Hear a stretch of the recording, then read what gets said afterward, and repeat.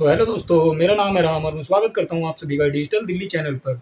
आज हम बात करने वाले हैं कि अगर आपको जैसे मान लीजिए दिल्ली के अंदर ड्राइविंग लाइसेंस बनवाना है तो आप किस तरीके से ड्राइविंग लाइसेंस बनवा सकते हैं और ड्राइविंग लाइसेंस बनने में कितना खर्चा आता है और क्या इसकी प्रक्रिया रहती है, क्या दस्तावेज लगते हैं। तो देखिए, ड्राइविंग लाइसेंस अगर आप लोग बनवाना चाहते हैं वो टू व्हीलर का हो या फोर व्हीलर का हो या टू व्हीलर फोर व्हीलर दोनों का हो, तो इस तरीके का या ई रिक्शा का किसी भी व्हीकल का आप लाइसेंस बनवाना चाहते हैं, बहुत सिंपल सी प्रक्रिया रहती है। सबसे पहले आपको आवेदन करना होता है लर्निंग के लिए, जो कि लर्नर्स लाइसेंस होता है, उसके लिए आपको आवेदन करना होता है, जो कि दो मोड से आप आवेदन कर सकते हैं। जैसे कि मान लीजिए अगर आप आधार के बेस से करते हैं अप्लाई, तो आप ऑनलाइन टेस्ट दे के लर्निंग प्राप्त कर सकते हैं। अगर आपका आधार पे मोबाइल नंबर अपडेट नहीं है तो आप जब आवेदन करेंगे तो आपको टेस्ट के लिए जाना पड़ेगा। तो जो भी आरटीओ आपका लगता होगा, जैसे कि अभी टेस्ट ऑफलाइन बस माल रोड अथॉरिटी पे होता है, तो आपको लर्निंग टेस्ट के लिए वहाँ जाना पड़ेगा। तो अगर आपके आधार कार्ड पे मोबाइल नंबर अपडेट है तो आप ऑनलाइन टेस्ट देके लर्निंग इजीली प्राप्त कर सकते हैं। बहुत सिंपल सी प्रक्रिया रहती है। उसके लिए सिर्फ आपको आपका आधार कार्ड की जरूरत पड़ने वाली है। आपके आधार कार्ड से ही आपकी डिटेल्स उठा ली जाती हैं पोर्टल पे। जब सारथी दिल्ली परिवहन सारथी.com पे आप जाते हैं, दिल्ली परिवहन की वेबसाइट पे, तो आप वहाँ पे आधार बेस्ड केवाईसी करेंगे और लर्नर लाइसेंस के लिए आवेदन करेंगे, तो वहाँ पे आपकी आधार से ही डिटेल्स आ जाने वाली है। जिसके बाद में आप वहाँ पे अगर स्कूटी का लाइसेंस बनवाना चाह रहे हैं तो भी आवेदन कर सकते हैं, मोटरसाइकिल का, कार बाइक का, या फिर आप ई रिक्शा का, इस तरीके के लाइसेंस आप आवेदन कर सकते हैं। तो देखिए, काफ़ी सारे लोग यहाँ पे क्या करते हैं कि टू व्हीलर और फोर व्हीलर का लाइसेंस बनवाते हैं। तो यहाँ पे एक चीज़ आपको ध्यान देनी चाहिए, अगर मान लीजिए आपको चलानी ही टू व्हीलर है तो आपको फोर व्हीलर का लाइसेंस बनवाने की जरूरत है नहीं। आप सिर्फ टू व्हीलर का लाइसेंस बनवाएं। अगर आपको बाद में कभी जरूरत पड़ती है फोर व्हीलर का लाइसेंस की, तो आप उसी लाइसेंस में फोर व्हीलर ऐड करवा सकते हैं। तो ये चीज़ काफ़ी कम लोगों को पता होती है, तो इसलिए लोग स्टार्टिंग में two wheeler plus four wheeler का लाइसेंस कंबाइंड बनवा लेते हैं। तो आप अगर चाहें तो सिर्फ मोटरसाइकिल का लाइसेंस इस तरीके से बनवा सकते हैं सिंपल, जैसे आपको मोटरसाइकिल चलानी है, या अगर आप गर्ल हैं तो आपको अगर स्कूटी चलानी है तो आप सिंपल स्कूटी का लाइसेंस अलग से एडिशनल बनवा सकते हैं सिंपल। तो इसके लिए आपको लर्नर लाइसेंस की जरूरत होती है। लर्नर लाइसेंस बनाने के लिए आपको सिर्फ आधार कार्ड की नीड पड़ने वाली है, तो आप आसानी से प्राप्त कर पाएंगे। अब इसके बाद इसकी मतलब ये लर्नर लाइसेंस जो मिलेगा, इसकी फ़ीस कितनी रहने वाली है। तो देखिए, लर्नर लाइसेंस जो आपको मिलने वाला है, इसकी जो गवर्नमेंट फ़ीस रहती है, तो गवर्नमेंट फ़ीस इसकी है 500 रुपये। तो आप 500 रुपये की सरकारी फ़ीस कटवाएंगे, आप टेस्ट दे पाएंगे आसानी से। तो बहुत आसानी से आप लर्निंग एग्ज़ाम पास कर सकते हैं। उसके लिए आप टेस्ट प्रक्रिया देख सकते हैं किस तरीके से टेस्ट आता है। मतलब ऑप्शनल टाइप के क्वेश्चन होते हैं, 4 ऑप्शन होते हैं, एक क्वेश्चन पूछा जाता है तो आपको आंसर करने होते हैं। मान लीजिए अगर आपने टेस्ट दिया, आप टेस्ट में फेल हो गए, तो आपका फीस का क्या होगा। तो ऐसा नहीं है कि आप सेकंड टाइम पे दोबारा से एग्ज़ाम नहीं दे सकते हैं, दोबारा से आपको री टेस्ट के लिए अप्लाई करना होगा। तो री टेस्ट की जो फीस रहती है वो रहती है 50 रुपये। तो आप री टेस्ट की 50 रुपये की फीस कटवाएंगे, गवर्नमेंट फीस। उसके बाद में आप दोबारा से लर्निंग के लिए एग्ज़ाम दे सकते हैं। तो लर्निंग के लिए जो आपको अटैम्प्ट मिलते हैं वो 3 अटैम्प्ट मिलते हैं। तो 3 अटैम्प्ट में अगर आप नहीं पास कर पाते हैं लर्निंग, तो आपकी फ़ीस बेकार हो जाने वाली है। तो आपको 3 अटैम्प्ट के अंदर ही आपकी लर्निंग के लिए क्लियर करना होगा आपका एग्ज़ाम। अब आपकी लर्निंग बन गई सक्सेसफुली, तो आपको लर्निंग मिल गई। अब लर्निंग जो आपकी वैलिड होती है, तो लर्निंग आपकी 6 मंथ के लिए वैलिड होती है। जो आपको लर्नर लाइसेंस मिला है आरटीओ की तरफ से, वो आपका 6 महीने के लिए वैलिड होने वाला है। तो आप यहाँ से परमानेंट लाइसेंस के लिए कैसे आवेदन करेंगे। तो देखिए, परमानेंट लाइसेंस ऐसे आवेदन नहीं कर सकते आप कि आपको आज ही लर्निंग मिली और आप चाहें कि आप आज ही लर्नर लाइसेंस के थ्रू परमानेंट लाइसेंस बनवा लें।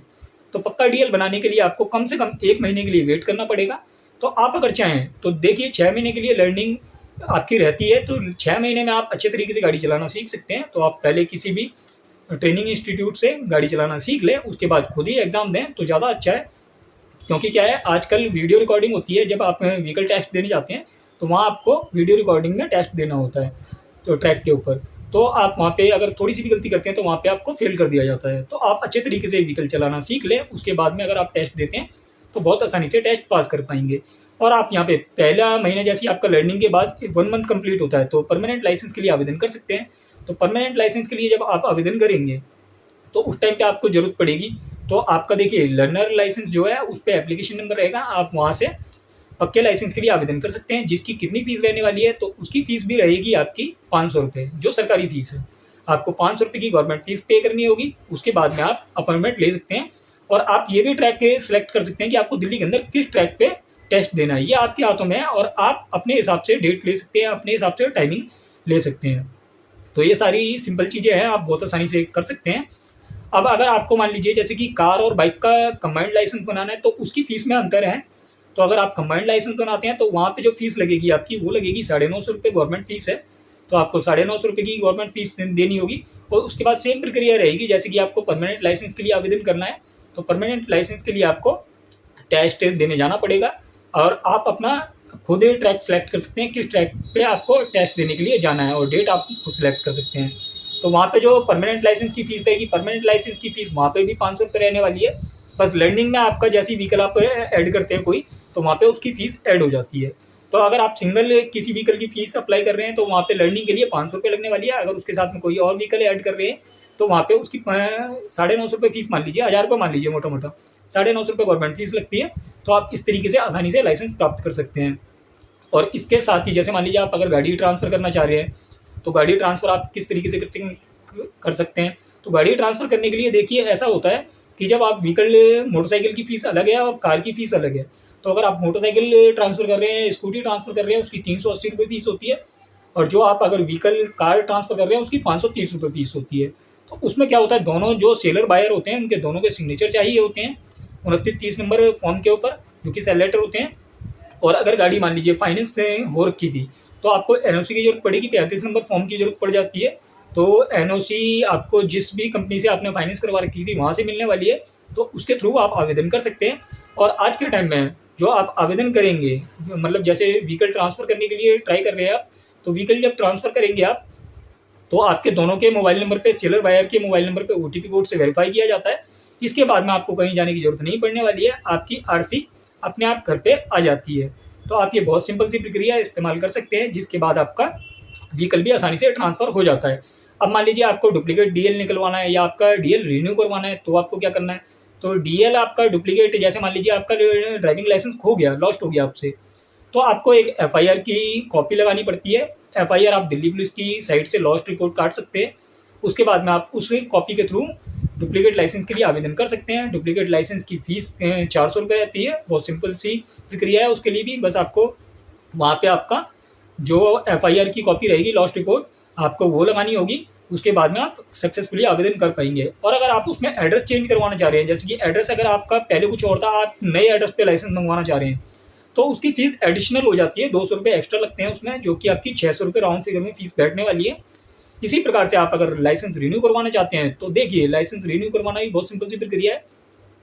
किसी किसी केस के अंदर जैसे मान लीजिए 40+ एज है तो मेडिकल मांगा जाता है आपसे, तो आपको मेडिकल सर्टिफिकेट बनवा के देना होता है। और साथ ही साथ काफ़ी केसेस में ऐसा भी होता है कि आपको वहाँ पे ड्राइविंग टेस्ट के लिए भी बुला लिया जाता है।